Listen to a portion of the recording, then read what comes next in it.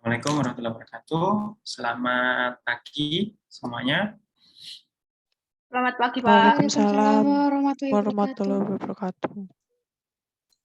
Baik, sebelum mulai perkuliahan, saya ingin mereview sedikit untuk tugas yang kemarin ya. Setelah saya cek, bagus. Beberapa ada yang effort sekali, jadi membuat bagannya itu sepertinya berdasarkan pemikiran sendiri ya. Jadi maksudnya mengamati sistem, kemudian membuat alur sendiri,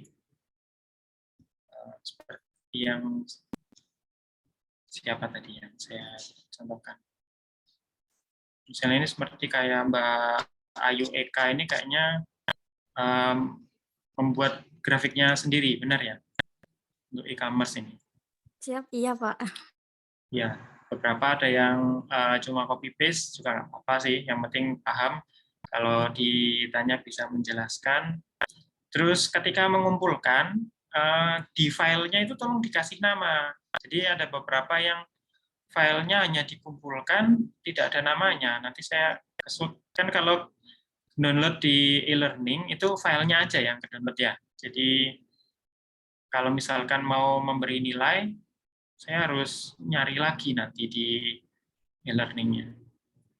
Ada contohnya yang tidak dikasih nama tadi. Mana tadi ya?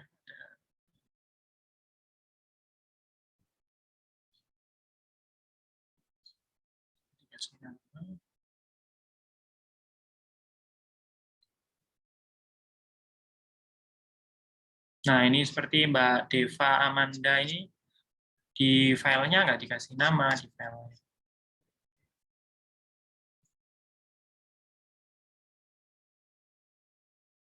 Oke, nggak apa-apa. Terima kasih untuk tugasnya. Sudah cukup bagus. Meskipun ya tidak perfect ya, karena kan memang bukan di bidang IT, tapi apa yang dimaksud dari perkuliahan kita yang minggu lalu tentang memodelkan sistem, itu sudah bisa dipahami dengan cukup baik. Intinya ketika kita ingin membuat sistem, maka kita harus bisa menggambarkan apa yang kita inginkan. Gitu ya. Nah, apa yang kita inginkan itu bisa digambarkan berdasarkan, kemarin ada dua basis atau dua acuan untuk pemodelan, ada dua. Ada yang bisa ingat berbasis apa? Yang pertama berbasis apa, yang kedua berbasis apa kemarin untuk pemodelannya? Untuk sebuah sistem informasi.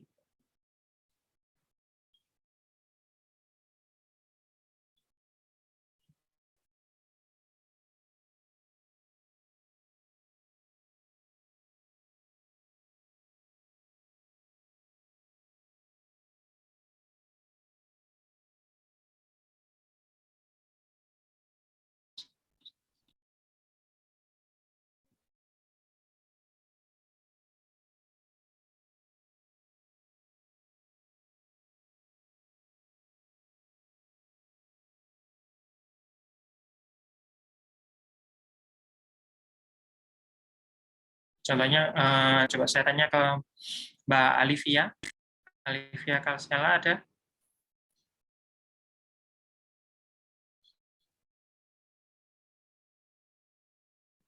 Halo Mbak Alivia Kalsela. Ya, kemarin mengumpulkan tugasnya dua gambar ya. Ingat nggak kemarin perspektif apa untuk modelnya itu? Perspektif alur data. Satunya? Alur data dan apa satunya? Workflow. Ya, workflow atau arus proses ya. Jadi ketika kita membuat pemodelan atau gambaran dari suatu aplikasi, kita bisa berbasis aliran data maupun aliran proses. Itu yang penting. Baik, untuk hari ini materinya saya akan membahas tentang aplikasi-aplikasi yang ada di bidang kesehatan. Jadi sebagai wawasan ya. Jadi di bidang kesehatan, terutama di SIM RS ya, sistem informasi rumah sakit maupun sistem informasi klinik maupun sistem informasi kesehatan itu banyak yang sudah ada di masyarakat. Apakah di sini ada yang tahu?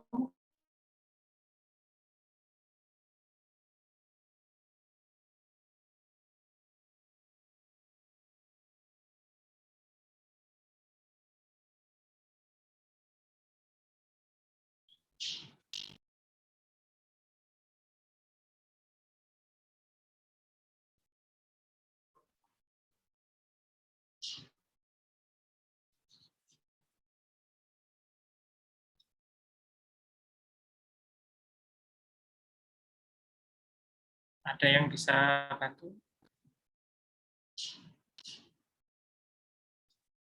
Atau belum pernah mengetahui tentang sistem informasi di rumah sakit atau klinik? Belum pernah? Sudah belum, Mbak?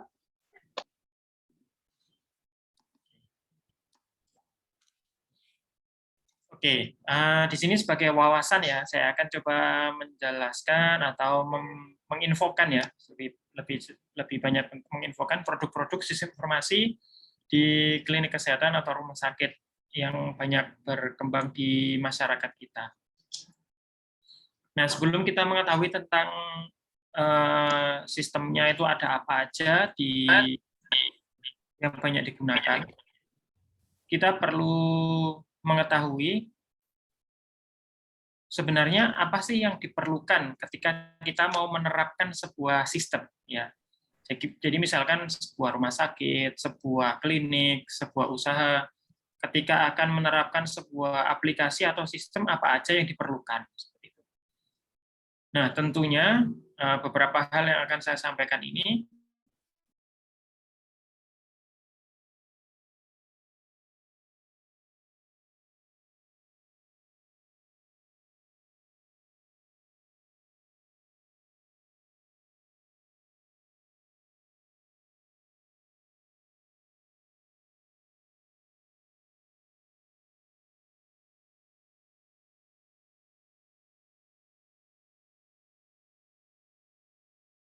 Mbak Rista Derani, apa yang dimaksud dengan hardware?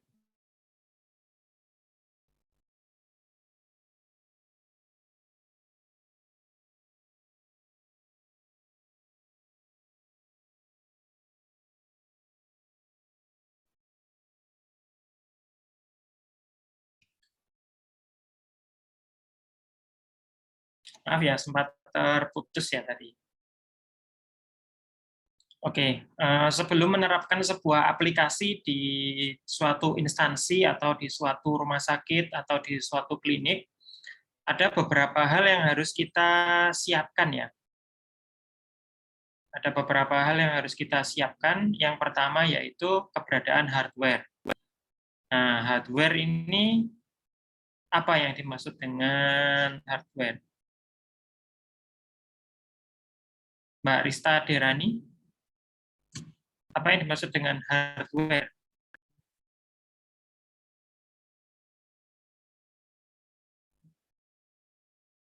Suara saya masih putus-putus atau sudah bisa diterima dengan baik? Mohon izin menjawab, Pak. Ya, silakan. Hardware adalah perangkat keras komputer. Oke, perangkat keras komputer. Jadi apanya? Dari sebuah komputer itu apanya?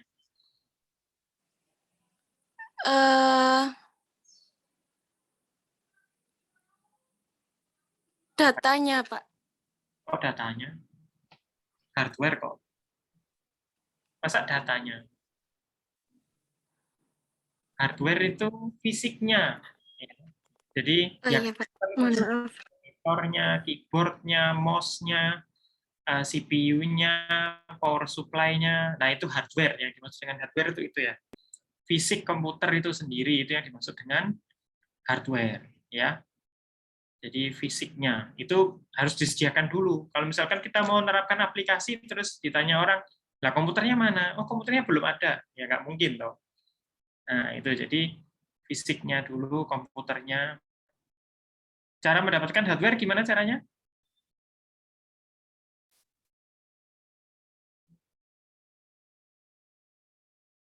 cara mendapatkan hardware?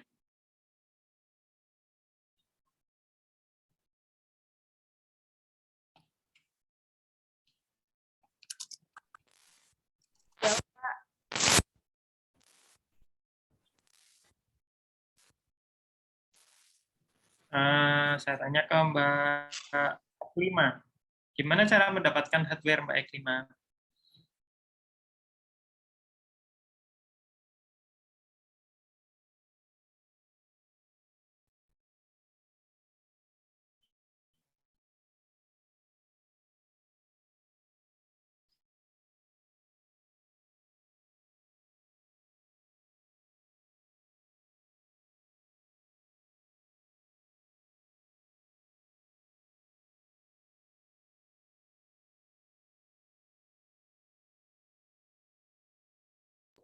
Mohon izin Bapak.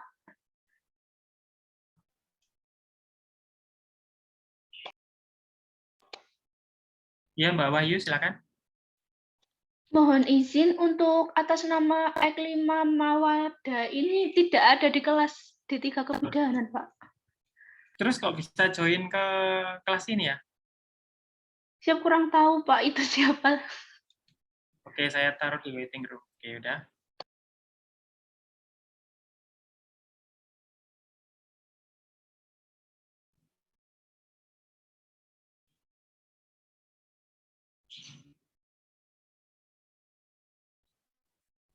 Oke, bagaimana cara dapatkan hardware? Saya tanya ke Mbak Rani.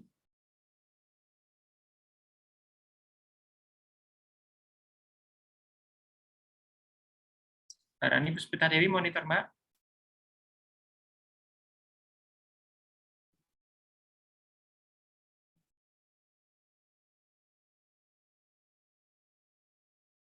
Oke, saya skip. Mbak Farah Salsabila. Bagaimana kita bisa mendapatkan hardware untuk persiapan implementasi aplikasi, Mbak Farah?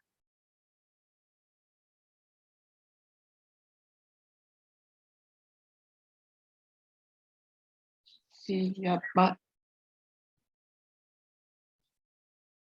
Ya, suara saya bisa diterima dengan baik atau masih putus-putus ya?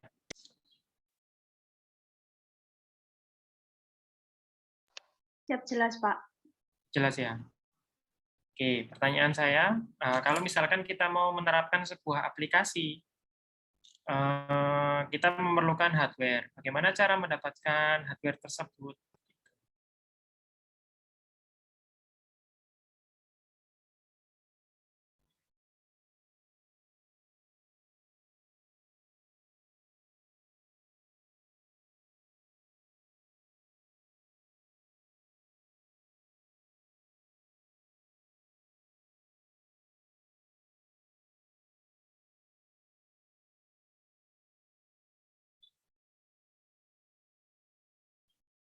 Oke, saya tanya ke yang lain.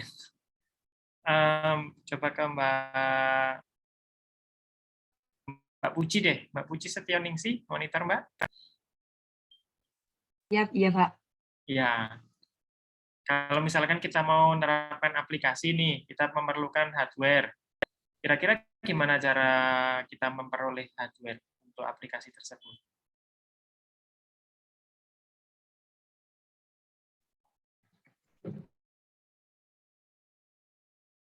Tadi kan sudah disampaikan ya, yang dimaksud hardware itu adalah fisik komputer. Ya, PC-nya, monitornya, keyboard-nya, mouse-nya, power supply-nya. Gimana cara dapetinnya? Cara mendapatkan datanya gitu, Pak. Bukan. Cara dapatkan kok data. Ini kan kita nggak ngomong masalah data, kita baru ngomong masalah hardware. Iya Pak, iya. Hardware. Perangkatnya. Ya. Gimana kita cara dapat hardware? Atau saya salah pertanyaannya ya? Agar bisa ada hardware itu gimana caranya? Apakah Mbak Puji berdoa gitu, terus tiba-tiba hardware-nya muncul? Membeli, Pak. Ya, membeli. Membeli kemana? Ke toko komputer. Ya kan, Pak? Ya maksud saya itu. Ya kita harus melakukan pengadaan, ya.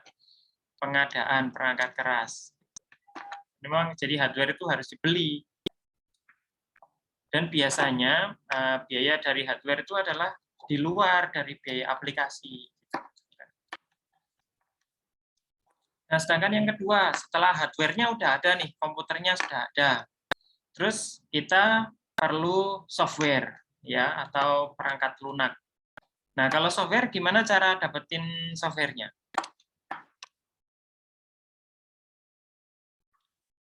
Saya tanya ke Mbak Ananda Alivia Putri. Kira-kira bagaimana kita bisa memperoleh software? Siap, Pak. Mungkin menginstal softwarenya. Kalau sudah dalam tahap menginstal, itu berarti kita sudah punya dong aplikasinya. Untuk dapat menginstal itu dapat dari mana aplikasinya? Ya memang salah satu tahapannya itu nanti menginstal. Sebelum bisa menginstal, untuk mendapatkan installernya misalkan gimana? Dari mana software itu?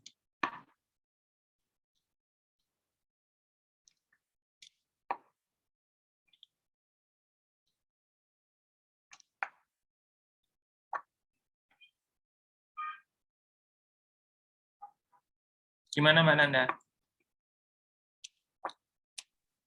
Siap, mungkin itu, Pak. Bisa dipindah lewat flash disk.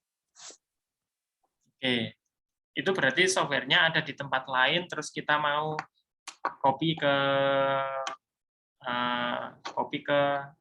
komputer kita atau komputernya klinik gitu ya. Ya maksudnya gini, kalau kita mau mendapatkan software itu harus gimana?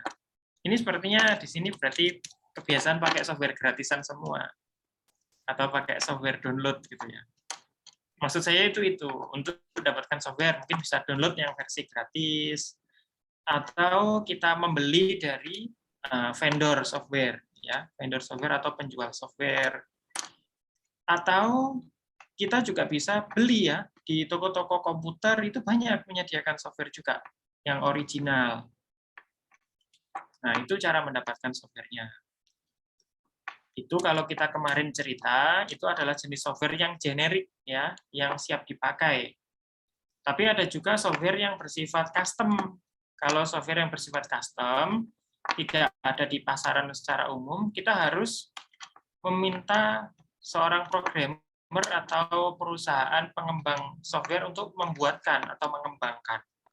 Nah, itu yang kita kemarin bahas tentang software development ya, bagaimana cara mengembangkan sebuah software atau aplikasi atau sistem informasi, bagaimana sistem itu dirancang, dimodelkan, kemudian dibuat ya, supaya akhirnya jadi sebuah aplikasi. Nah, itu cara kita mendapatkan software.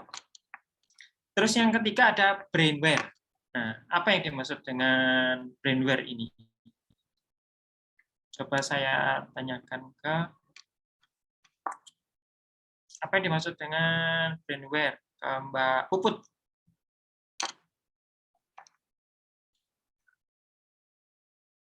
Halo Mbak Puput, masih mute?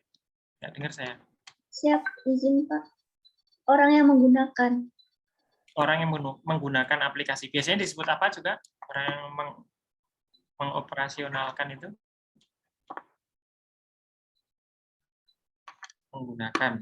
Menggunakan itu lebih umum ya, menggunakan. Tapi kalau biasanya untuk istilah aplikasi itu ada yang lebih spesifik, istilahnya apa kira-kira?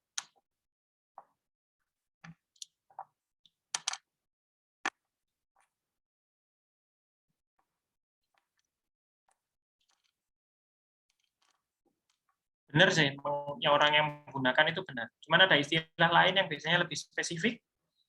Ya Pak, programmer. Bukan, programmer itu biasanya yang mengembangkan. Bukan programmernya dong, brainware kok. Operator Pak. Siap. Operator, benar. User atau pengguna atau operator itu lebih relevan biasanya ya, yang dimaksud dengan brainware itu. Jadi kalau kita ada perangkat kerasnya, sudah ada perangkat lunaknya, tapi nggak ada yang mengoperasionalkan aplikasi.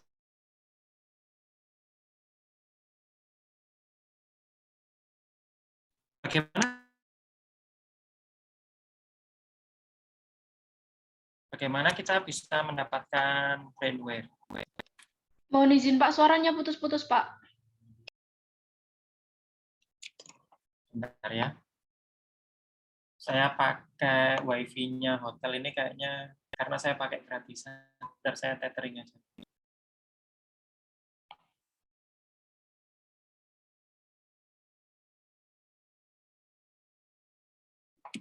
Bentar saya ganti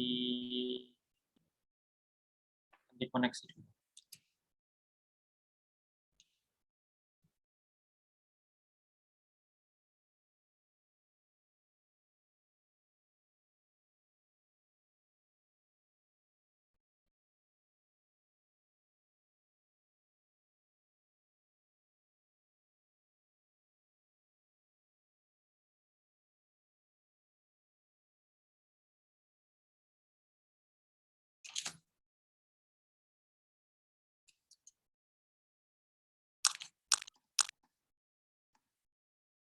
Kalau sekarang suaranya sudah lancar apa tetap? Siap, sudah lancar Pak. Sudah lancar, Pak. Oke, tadi pertanyaan saya, bagaimana kita bisa mendapatkan brainware?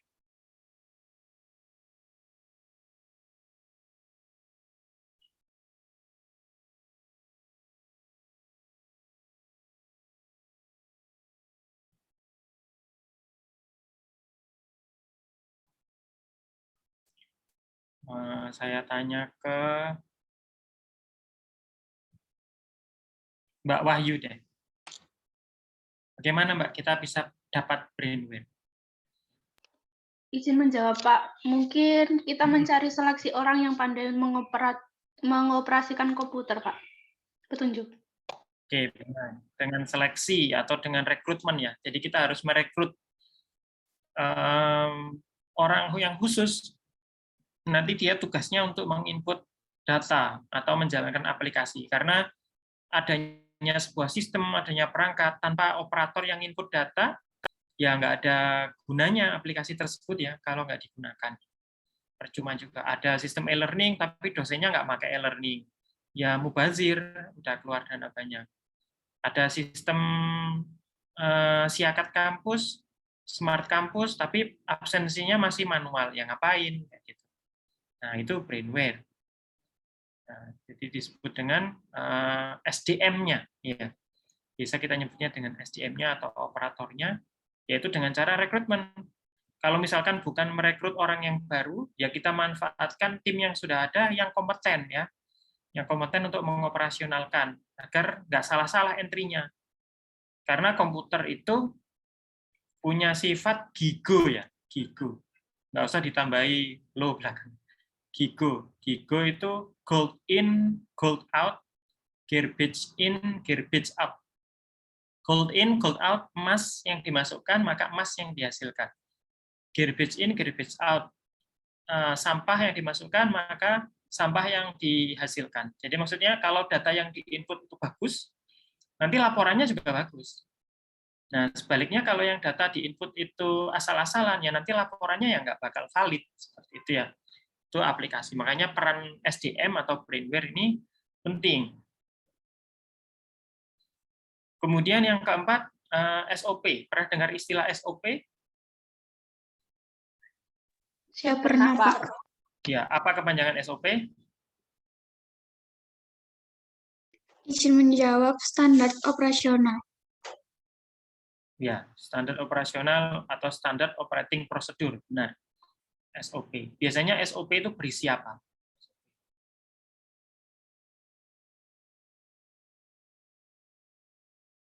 SOP biasanya berisi tentang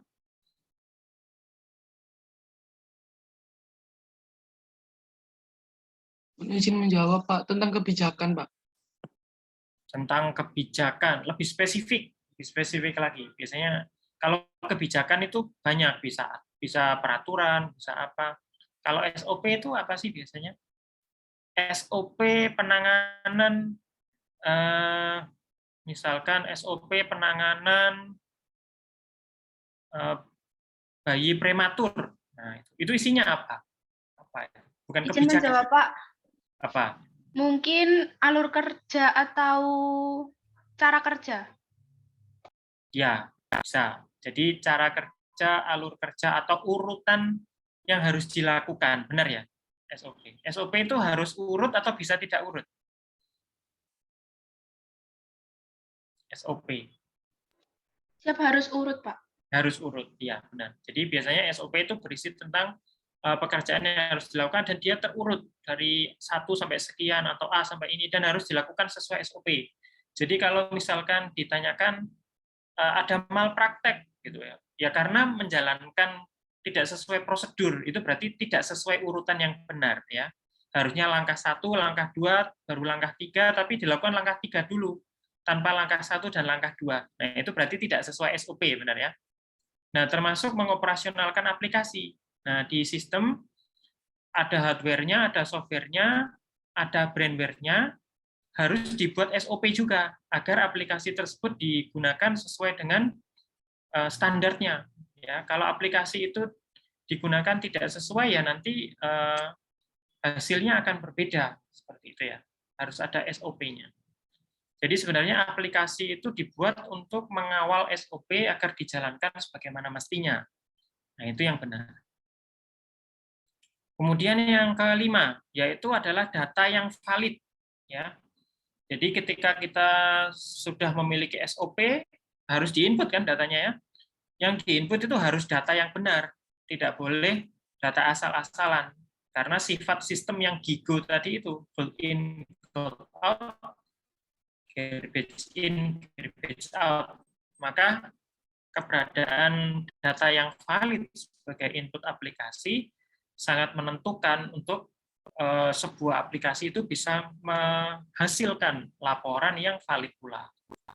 Kemudian yang selanjutnya yaitu ada seorang decision maker. Nah, kira-kira peran seorang decision maker itu biasanya siapa? Terus kira-kira perannya apa dalam sebuah implementasi aplikasi? Kira-kira apa?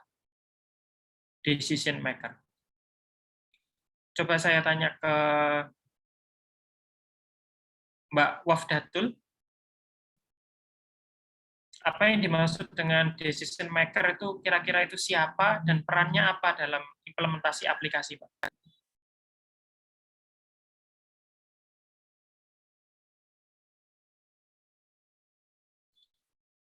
Silakan Mbak Wafdatul.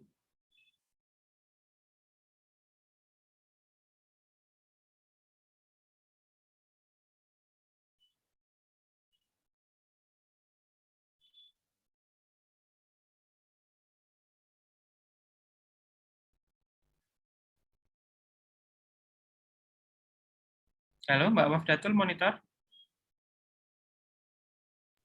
Siap, Bapak. Iya, bisa dibantu menjawab?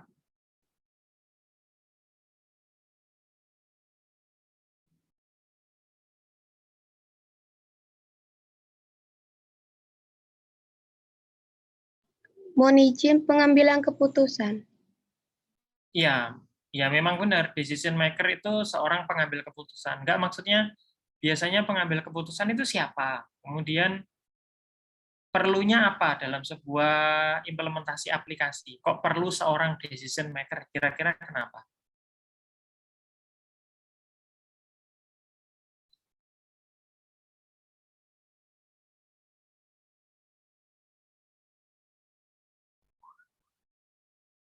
Pertanyaannya bisa dipahamin atau terlalu susah saya nanyanya? Mohon izin terlalu susah, Pak. Terlalu susah, oke. Jadi ketika kita menerapkan aplikasi, kan kadang-kala ada yang ngeyel itu, disuruh nginput, nggak mau nginput, disuruh nginput yang benar, diinput asal-asalan. Kira-kira diapain kalau operator kayak gitu? Nah, perlu di apa ya? Ditindak kan ya? Perlu ditindak. Jadi atau perlu dikasih sanksi. perlu dikasih SP, surat peringatan. Nah, yang bisa melakukan itu adalah seorang decision maker. Misalnya, dalam sebuah kantor, berarti decision maker ya pimpinan kantor tersebut. Entah itu manajernya atau direkturnya. Nah, itu yang memberi keputusan. Misalnya, data ini harus diinput, kalau nggak selesai input nggak boleh pulang. Misalnya. Nah, karena kalau data itu tidak diinput, aplikasinya nggak jalan. Nah, karena itu perlu peran seorang decision maker. Nah, decision maker itu biasanya seorang pimpinan. Sebenarnya istilah pimpinan itu salah ya. Apa maksudnya bahasa Indonesia pimpinan? Yang benar itu pemimpin. Kalau pimpinan itu yang dipimpin sebenarnya. Kayak tontonan. Tontonan itu bukan yang menonton kan, tapi yang di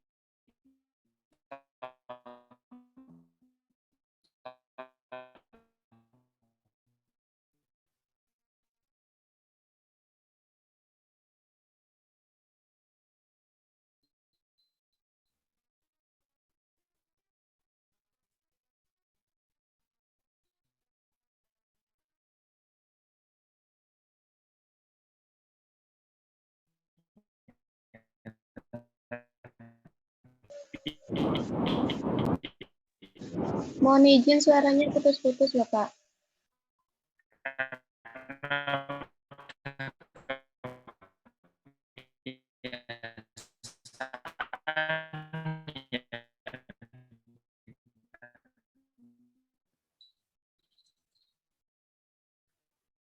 Jadi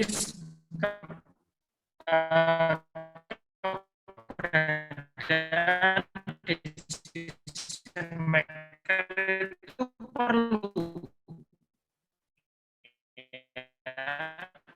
sebagai penentu kebijakan.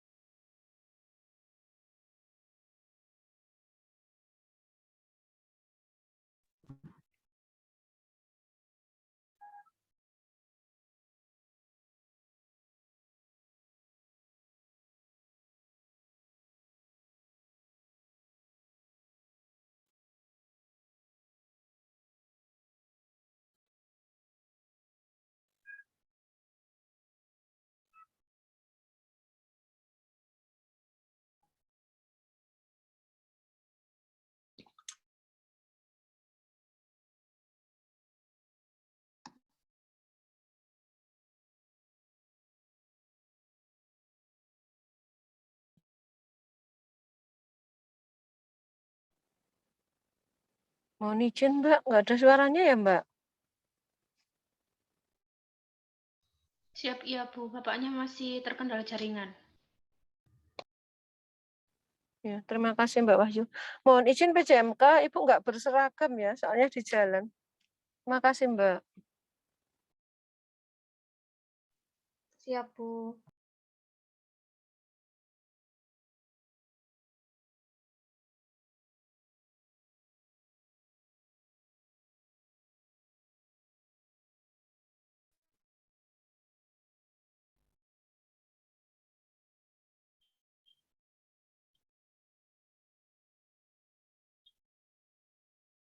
Oke, sudah bisa diterima dengan baik suara saya dan videonya. Siap bisa, Pak. Pak. Oke. Atau saya akan off cam ya. Tapi yang pesertanya tidak boleh off cam ya. Mohon izin Pak, suaranya masih putus-putus Pak. Oke, ini saya sudah off cam, coba masih putus-putus apa tidak? Masih.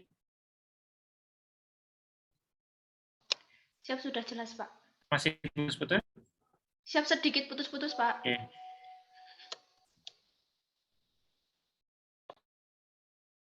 Izin Pak, sepertinya Oke. kendala sinyal itu Pak, geser Pak, Bapaknya bergeser Pak.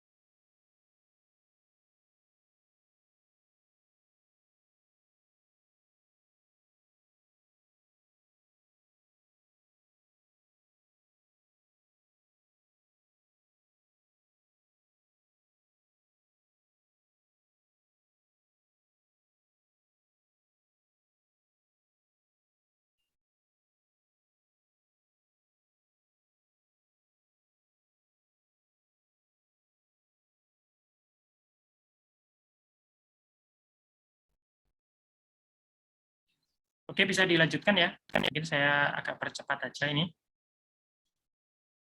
Bisa diterima dengan baik suara dari saya? Siap, Sudah jelas, bisa Pak. Pak. Nah, ini adalah contoh beberapa aplikasi ya yang ada di pasaran untuk SIM RS. Ada Smart Healthy, jadi banyak sekali. Saya coba searching itu, jadi mulai harganya yang murah sampai harganya yang mahal. Ini contoh salah satu aplikasi ya, Smart Healthy ini. Kalau yang klinik itu murah, dia hanya 1 jutaan, nggak tahu ini mungkin per tahun atau per bulan. Kalau misalkan untuk rumah sakit dia 17 juta ini per tahun apa per bulan, tapi di bawah ini ada biaya settingnya 75 juta, ada yang biaya settingnya 90 juta, terus yang sebelah kanan sendiri ini nggak ke crop ya, itu biaya settingnya 120-an juta. Itu aplikasi-aplikasi yang ada untuk rumah sakit. Tapi kalau yang untuk klinik, pakai yang versi sebelah kiri sendiri itu. Kemudian ada juga aplikasi e-rumah sakit. Ini dia tidak mencantumkan harga. Jadi harus kontak ke vendornya ya, untuk kita tahu harganya berapa paket SIM RS ini. Kemudian ada Trus Medis, ini ya. Trus Medis ini katanya sih harganya mulai 500.000 per bulan, berarti sekitar 6 juta per tahun. Dan kalau yang lengkap harus menghubungi, nggak tahu itu kira-kira berapa. Terus ada Smart Clinic, ini harganya nggak dituliskan. Nggak dituliskan harganya. Tergantung dari jumlah polinya.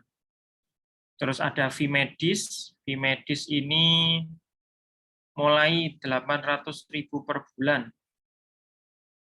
Tapi nggak tahu nanti sampai harga berapa. Ada Ikonik, per tahunnya 3.750.000, banyak sekali harganya. Ada Omnicare,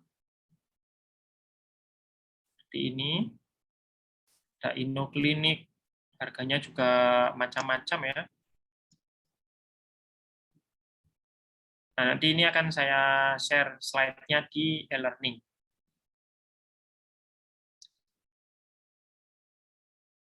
Nah, banyak sekali, ada Peak Clinic, dan lain sebagainya.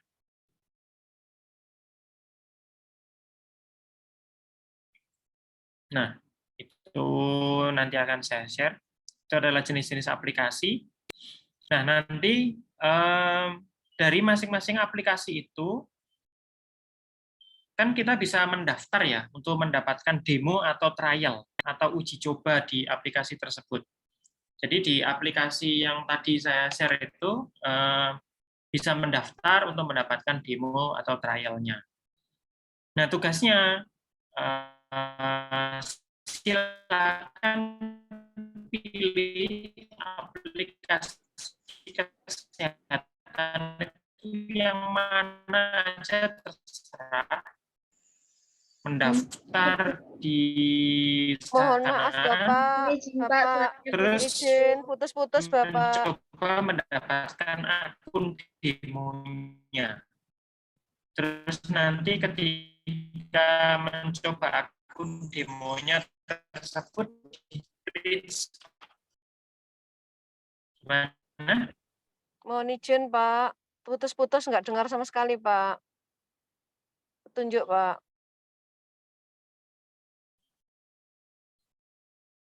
Oke, kalau gini suaranya lebih jelas.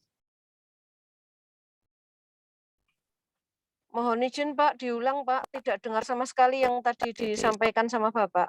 Petunjuk Pak. Oke. Oke, kalau gitu nanti ya sudah deh, nggak jadi ada tugas. Minggu depan aja tugasnya.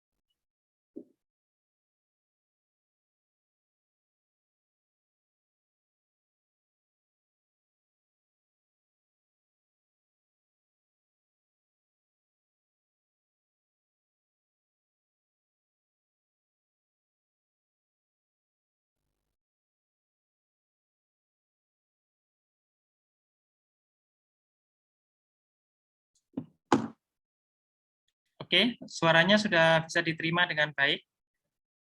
Siap Siap, bisa, bisa Pak. Sudah, Pak. Pak. Ya, tidak jadi ada tugas deh. Untuk kali ini nggak ada tugas karena sinyalnya juga kurang baik. Nanti kuliahnya kita lanjutkan minggu depan. Saya share untuk link presensinya ya. Sebentar.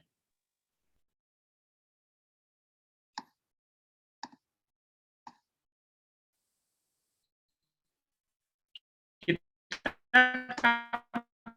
akan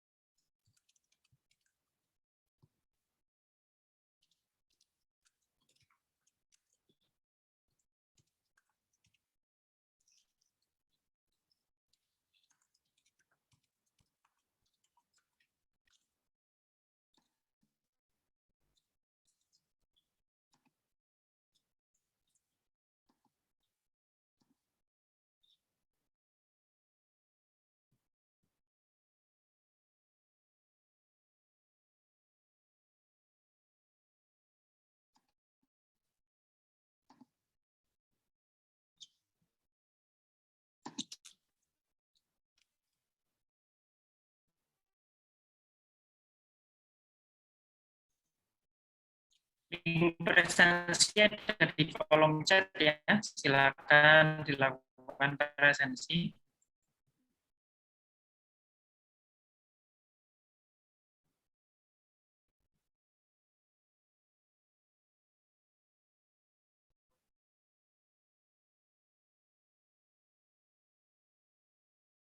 Apakah sudah ada ini jadwal untuk kuliah luring ke kampus? Siap sudah, Pak.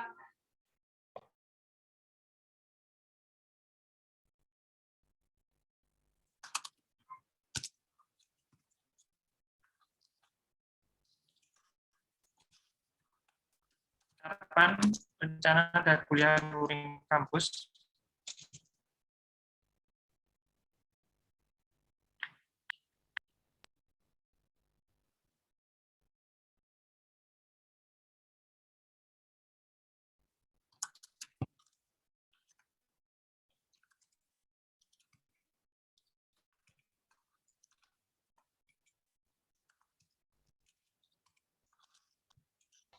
Siap izin menjawab, Pak, tanggal 5, Pak.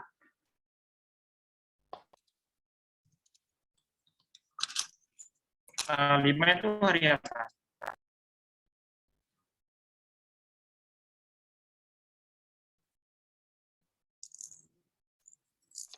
Siap izin menjawab hari Selasa, Pak.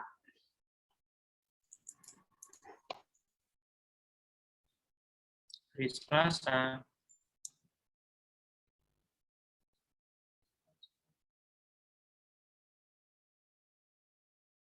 Jam berapa kuliahnya di kampus? Hari Selasa. Siap izin, Pak. Masih belum ada info untuk waktunya, Pak. Oke.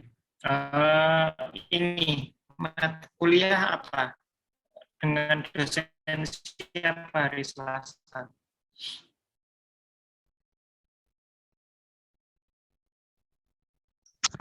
Izin Pak, hari Selasa itu praktikum dengan Bu Rani, mata kuliah KB dan Kespro.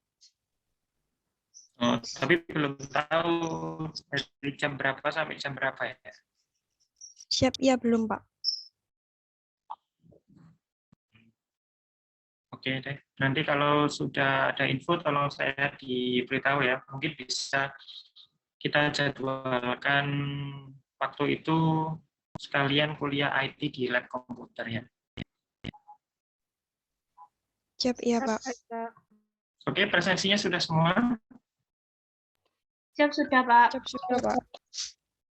Oke, kalau sudah terima kasih atas kehadirannya di kuliah pagi ini. Mohon maaf jika jaringannya kurang lancar ya dari saya kemungkinan ini.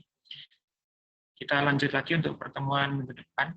Mudah-mudahan kita bisa luring ya untuk materi-materi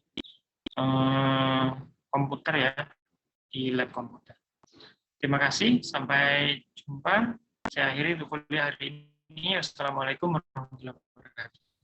Waalaikumsalam Waalaikumsalam warahmatullahi warahmatullahi wabarakatuh. Terima kasih, Pak. Terima kasih, Pak. Terima kasih, Pak.